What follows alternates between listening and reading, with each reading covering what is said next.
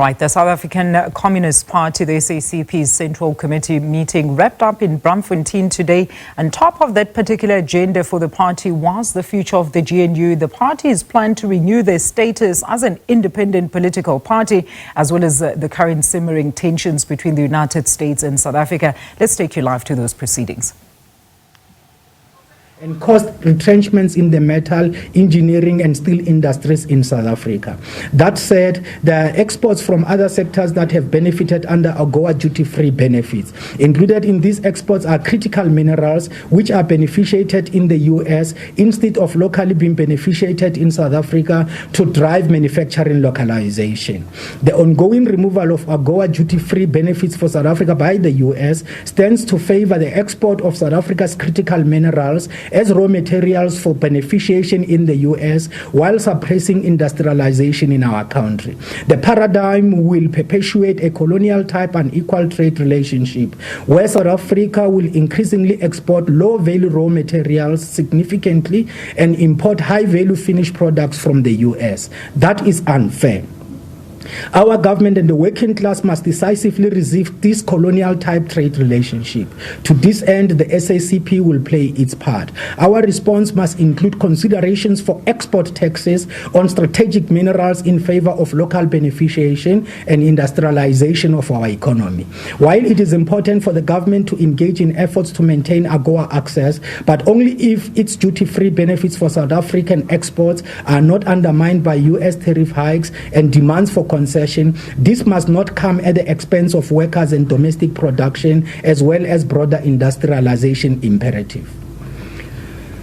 The US has weaponized AGOA and used other imperialist machinations to pressure South Africa into abandoning sovereign policy position and critical international relations and cooperation partnerships.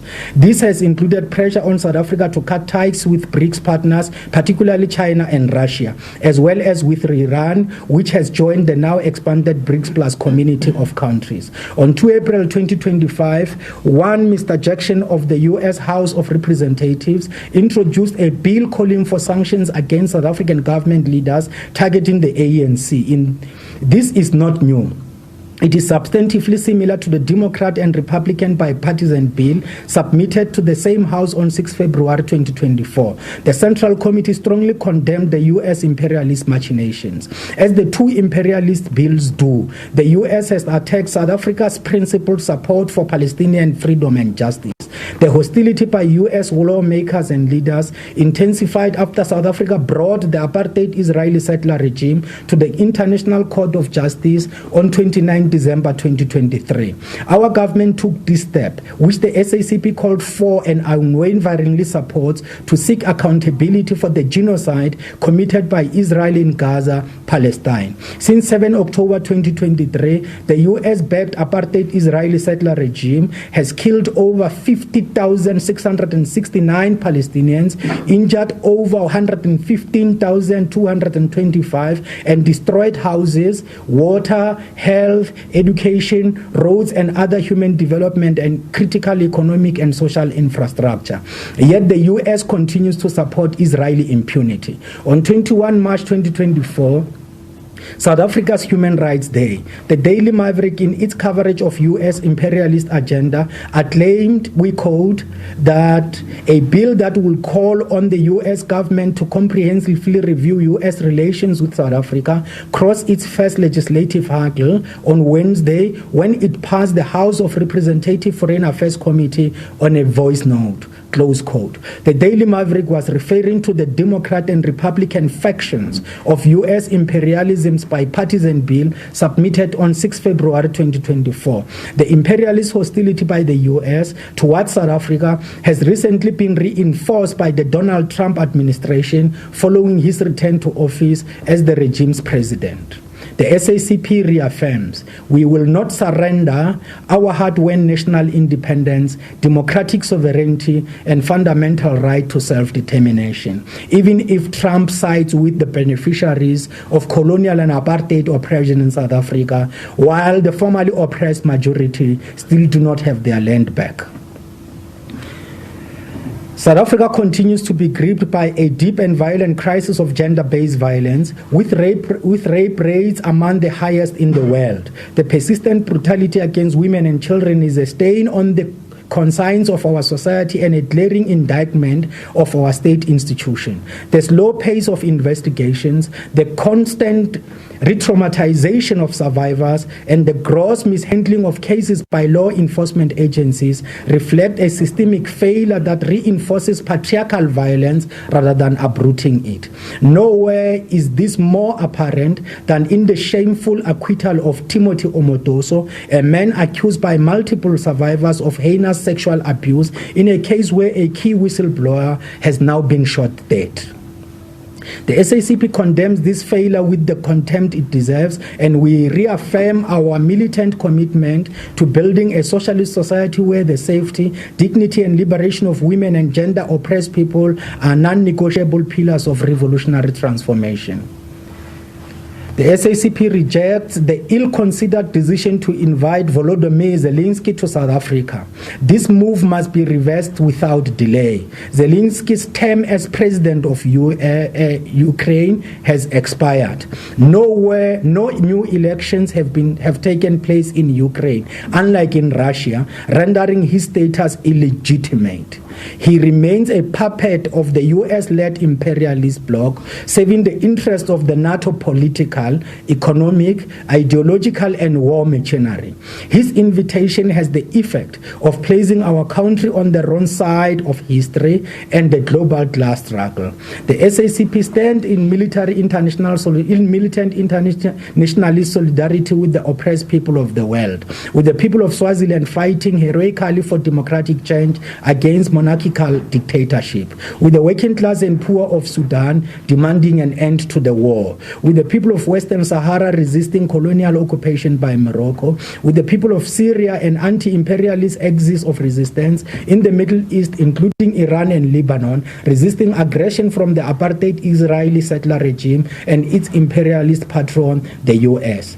Despite relentless imperialist attacks and economic sabotage, the Bolivarian revolution in Venezuela has maintained participatory democracy, unlike in Ukraine, where there is dictatorship, and recently reaffirmed its legitimacy through re-election of President Nicolas Maduro.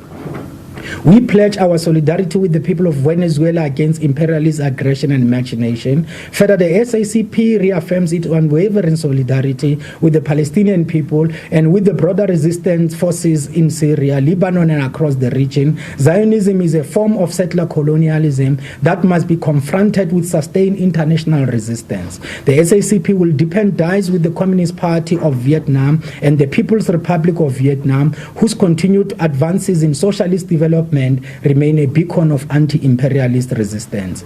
We stand firm with the Rohingya people of Myanmar, who are victims of state ethnic cleansing and systemic oppression. Their plight demands revolutionary solidarity and mobilization to end apartheid-like conditions and forced displacement. Following the recent earthquake in Myanmar, which has caused devastating loss of life and infrastructure destruction, the SACP calls for humanitarian assistance anchored in solidarity, not charity. We urge the international working class to support all efforts aimed at reconstruction under the democratic leadership of the people. The SACP's revolutionary solidarity with the Socialist Republic of Cuba remains unshaken. We condemn the ongoing US blockade and reaffirm our support for the Cuban people and their socialist program. The SACP maintains its consistent stance. Peace in Ukraine will never be achieved without addressing NATO's eastward expansion and the imperialist provocation it represents. Russia's insistence that Ukraine must not become a NATO outpost is a legitimate security concern. Any peace settlement must reflect the need to dismantle imperialist encirclement and military expansion in pursuit of totalitarian world control. The trade war launched by the U.S. imperialism against the People's Republic of China is part of a broader attempt to undermine the global shift towards a multipolar world. Hikes in U.S. tariffs aim to contain China's advancing economic development. In response, we have seen China has implemented retaliatory measures, including tariffs and export controls on key minerals, exposing the contradictions of the global capitalist order. China's development is rooted in its strategic investment in real production, infrastructure development, and global cooperation through initiatives such as the Belt and Road. The U.S., in contrast, relies on bullying, fictitious capital, financial speculation, and unsustainable debt, while its infrastructure crumbles and social inequality widens. The emergence of BRICS Plus cooperation represents a potential reconfiguration of global power. As the U.S. unipolar dominance fades, the working class internationally must seize the opportunity to deepen cooperation among progressive states, strengthen anti-imperialist alliances, and advance the struggle for socialism in the 21st century. Thanks, GS.